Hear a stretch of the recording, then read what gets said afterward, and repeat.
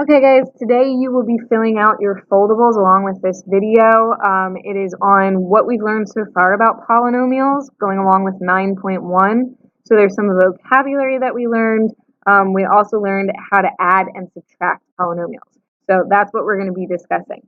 Make sure you have your foldable in front of you. It should have 6 windows on it, so you should have it folded with the windows in. If you didn't do that, then go ahead and fold it. The substitute has an example if you're not sure how to fold them in. So if you need to pause, go ahead and pause, make sure you get it folded, and then go ahead and continue with the video to get things completed. The first window we're going to look at is monomial versus polynomial. So go ahead and open that window up. This is what you should see inside. A monomial is a term with variables, numbers, and/or exponents that are blank together, no plus or minus signs. And that doesn't mean that there couldn't be a negative, you're just not adding or subtracting more than one thing. Think about what goes in that blank. Hopefully you came up with multiplied. So that are multiplied together. So a monomial has one term. An example of a monomial, and I'm going to give you one that has a negative just to show you. So an example would be negative 3x squared y. That is an example of a monomial. So even though there's this negative sign here, there's nothing on the other side of it. That's where it's saying no plus or minus means nothing can be on the other side. So a monomial, one term. There's one term there. A polynomial has 2 or more monomials added or subtracted together. So 2 or more terms makes a polynomial. An example of that, so if I stick with our first term, negative 3x squared y, and now I add or subtract something to it. So plus 2xy, and maybe I have a third one, minus 6. That would be considered a polynomial. If I cover up everywhere there's a plus or minus, that leaves me with 3 pieces left, meaning there are 3 terms. So that's a polynomial. More specifically, we learned that would be called a trinomial. Make sure that you fill in those things on your foldable. Pause if you need to, and move on when you're ready. The next window that we're going to fill in is degree. So go ahead and open your degree window. So you already know part of this, but there is going to be something additional that we did not go over here. So the part that you know, where you wrote a definition in your notes, is degree of a polynomial is the highest exponent on a single variable. So this is the part that you know. So degree would be the highest exponent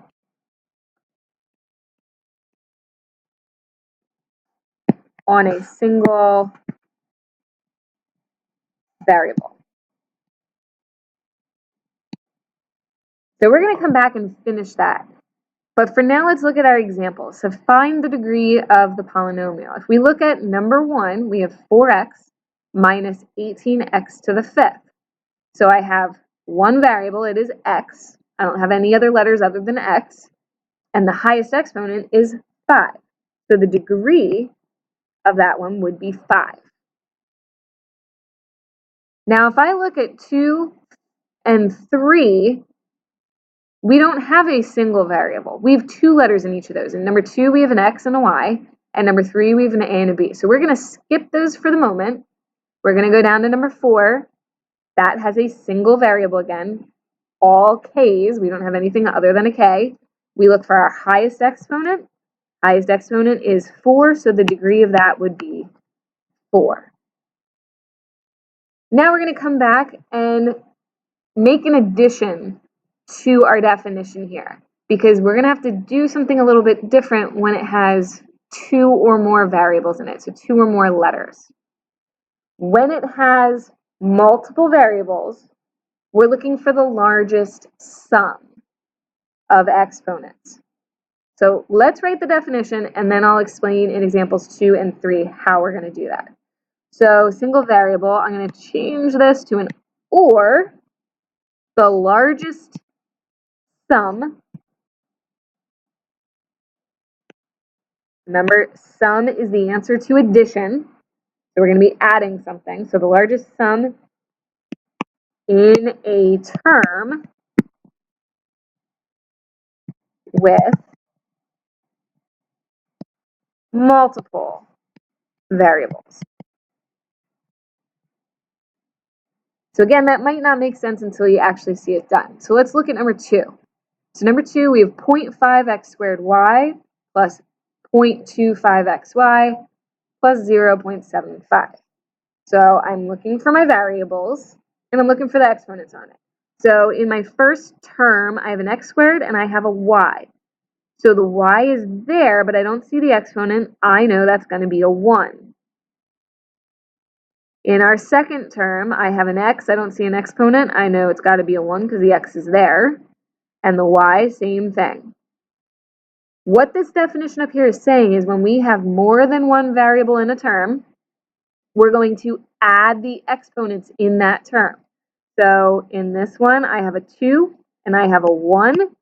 So that gives me a 3 for the first term. Here I have a 1 and a 1. I'm going to add them, and that's going to give me a 2.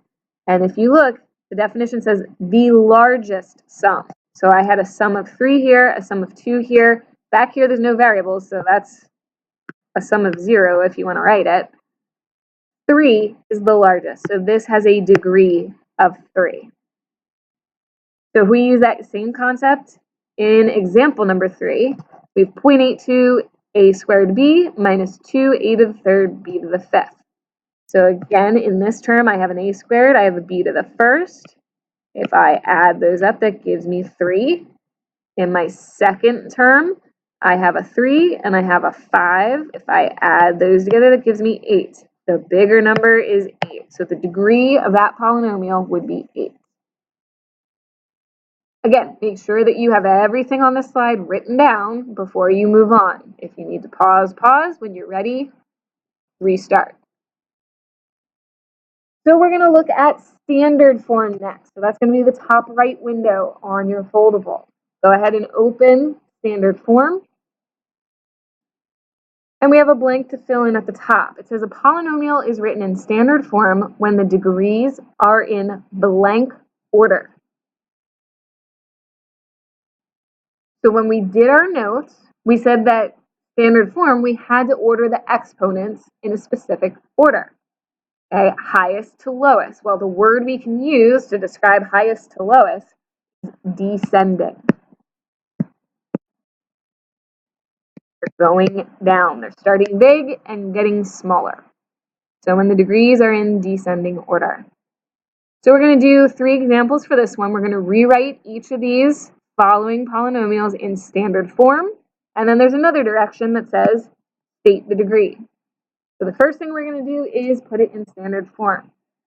If I look at this, I've got negative 4. I have negative 2a squared and positive 8a. Again, I'm keeping those signs in my shapes because those symbols need to move with those. Whatever it is, positive or negative in front of it, it needs to stay there. It needs to remain positive or negative. So highest exponent goes first. If I look here, my highest exponent is this a squared. That is the entire term. I need to write that first. Negative 2a squared. Now I used that one. Next, I have a term that has an a and a term that doesn't have an a. Well, the one that has an a comes first. So plus 8a. Now I use that one. And then my constant comes last, minus 4. So that is that polynomial written in standard form, negative 2a squared plus 8a minus 4. Now the second direction said state the degree. So I'm going to state the degree. The degree is what we just did. I'm looking for the highest exponent on a single variable, if that's what I have, and I do. My highest exponent, I've got a 2, I have a 1, and I have a 0 because there's no variable back here, which means 2 is my highest exponent, 2 is my degree. take a minute, try to put B and C in standard form, and then state the degree. So press pause, go ahead and try both of those. When you have tried them both, hit play, see if you were right, and fix any mistakes. Okay, hopefully you tried those and you didn't just keep listening to the video. However, I realize some of you probably did not pause and do it on your own. However, that's up to you and whether you're going to really understand this later. I'm going to go through the answers, make any corrections that you need to. So B, if we put these into standard form, we would have 4x to the third minus 9x squared plus 4x. That would be standard form. And the degree, when we're looking for the highest exponent, would be 3. Letter C, putting that into standard form, we would have 8p to the fifth minus 5p to the third plus 2p squared minus 7. Okay, my exponents are counting down. 5, 3, 2, 0. That's what we're talking about with standard form. And the degree, my highest exponent, is 5. So that would have a degree of 5. Fix any mistakes, make sure you have everything written down before you move on. The next window we will be looking at is naming polynomials. So open that one up. And this is what you should be looking at. Now, here again, there's going to be 2 things that we did not cover in notes, but everything else we did. So the others should be review. Now, the 2 new ones on here, I will not require you to memorize. It's just something nice to know, but still fill them in on the foldable. So polynomials have a first name and they have a last name. The first name depends on the degree, and the last name depends how many terms or chunks the polynomial has. So the first name is based on the degree, the last name is based on number of terms. So the first name, if it has a degree of 0, the first name is constant. A degree of 1 means it is linear. A degree of 2 is quadratic. Degree of 3 is cubic. Degree of 4 is quartic. Okay, and these were the ones that were already given to you in notes. Make sure that you have those memorized. If not, make yourself some flashcards and learn it. You need to know those. The other 2, again, is just for extended knowledge, but I'm not requiring you to memorize the 5 and 6. So 5, that's called quintic. And 6 we call hexic. And if you're really good with your prefixes, maybe you even guessed those. Okay, then let's look at names by number of terms. Again, prefixes are helpful here. So if we take a look, if there is one term, we already talked about this in our first window, one term, mono means 1, monomial. 2, what's the prefix for 2? Okay, binomial. A bicycle has 2 wheels. Binomial has 2 terms. 3, trinomial. Tricycle has 3 wheels. Triangle has 3 angles. Trinomial has 3 terms. And 4 doesn't have a more specific name, so anything with 4 terms or more, we just call polynomial. Oops, and I'm writing the wrong thing. Polynomial. Keeping in mind that 2 and 3 are also polynomials, but when I ask for names on a quiz or a test, I'm looking for the most specific. So if it's got 2 terms, don't tell me polynomial, even though it is, I want binomial.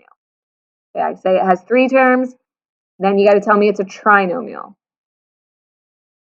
Okay, make sure that you have these things filled in before you move ahead. Next one, we're going to take a look at adding polynomials. So go ahead and open that window. If there is an addition sign between each pair of parentheses, the parentheses can be dropped. Combine the like terms, and exponents do not change. That's why they have to be like terms, guys. They have to have the same exponent because the exponent does not change. Now, in your foldable, you can do this whichever your preference method is, horizontal or vertical. I'll show you both so that you know. You do not need to copy both down. Copy down the one you've been using. So first I'm going to show you horizontal. I'm going to ignore these parentheses because it's addition. It's the sign in between the groups of parentheses that tells me if it's addition or subtraction. So I'm going to look for my like terms. First, I have 7x to the third.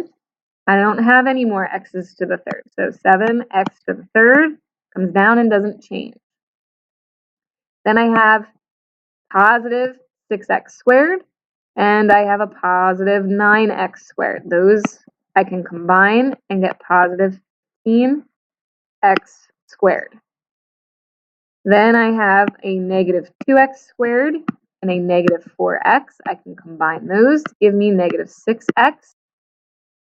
And finally, I have a constant of positive 3, no other like term to change it, so it stays positive 3. After I combine my like terms, I want to double check, make sure that my answer is in standard form. Must be in this order or you will lose points on a quiz or test if you don't leave it in standard form. 7x to the third plus 15x squared minus 6x plus 3. That is in standard form. So that was the horizontal way. Now I'm going to go through the same problem vertically. And again, you're writing the one that is your preference. I am going to add, and I don't want to put it there because remember, remember that you want to line up your like terms. So I have a 9x squared that's going to go under my other x squared, minus 4x goes under my x, a plus 3. There is no like term, so I'm going to put it out here. And I'll go this way. So 7x to the third plus nothing keeps it, 7x to the third. 6x squared plus 9x squared is plus 15x squared. Negative 2x plus negative 4x is negative 6x. Nothing, so 0 plus 3 is positive 3. So we got the same answer. Either way, your decision. Looking at the next example, same thing. It is addition. You always want to check that first, which means the parentheses don't matter. I can go ahead and start combining my like terms. I have a 2x squared. I have a negative 2x squared. Those are going to cancel each other out. Then I have negative 4x. Negative 5x is going to combine and give me negative 9x. And then I have plus 4, plus 4. Those are going to combine to give me plus 8. And I'm going to check to make sure it is in standard form. I have an x which has an exponent of 1. No x means it's 0, 1, 0, descending. It is in standard form. And then vertically, 2x squared minus 4x plus 4. And I'm adding negative 2x squared minus 5x plus 4. 2x squared plus negative 2x squared, they cancel. Negative 4x plus negative 5x is negative 9x. 4 plus 4 is plus 8. Same thing, it is in standard form, so I am good to go. Make sure that you have all the work that you need before you move forward. Okay, the last window that we're going to go through is subtracting polynomials. So go ahead and open that up. Remember, subtraction, you cannot just drop the parentheses. We have to account for that minus. Again, it is the symbol that is in between the groups of parentheses that tells me if I am adding those two things or subtracting them. So this way you approach it two different ways. If you are doing it with the horizontal method, I'm going to go through that first. You need to distribute the negative, or think of it as a -1, to everything to the right. So if I rewrite this, I get, sorry,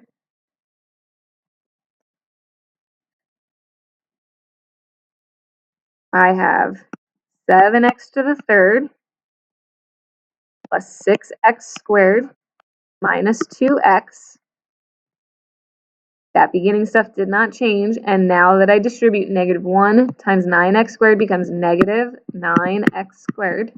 -1 times -4 becomes positive 4x. -1 times positive 3 is -3. After I distribute that negative, now I can look at combining my like terms. I have 7x to the third, no other x to the third, no like terms. I'm going to write that.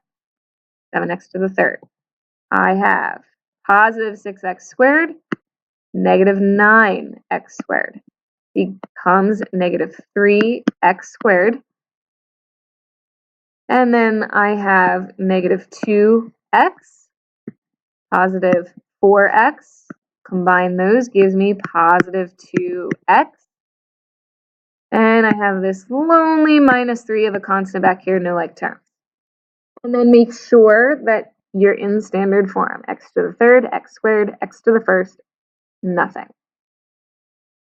So that's the horizontal way. You distribute that negative first. Vertically, I need to write this first polynomial, and this one in subtraction, it must go on the top. Okay, you cannot switch the order of these polynomials when it is subtraction. So I'm going to subtract, and now that it's subtracting, I'm putting this group in parentheses. That's going to remind me each time that I have to come out to that negative first. So minus my 9x squared, that's going to go under its like term, -4x, positive 3.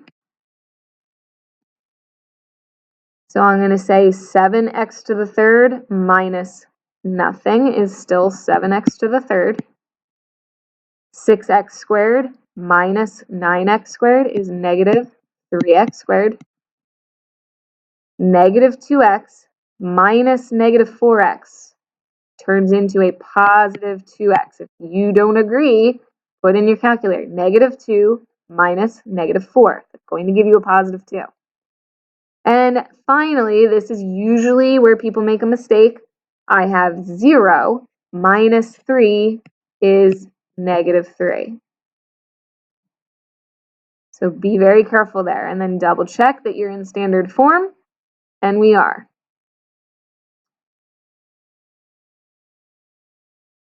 Okay, let's take a look at the next one. So horizontally, first I'm going to write my first polynomial. Then I'm going to distribute the negative. So -1 times -2x squared becomes a positive 2x squared. -1 times -5x becomes positive 5x.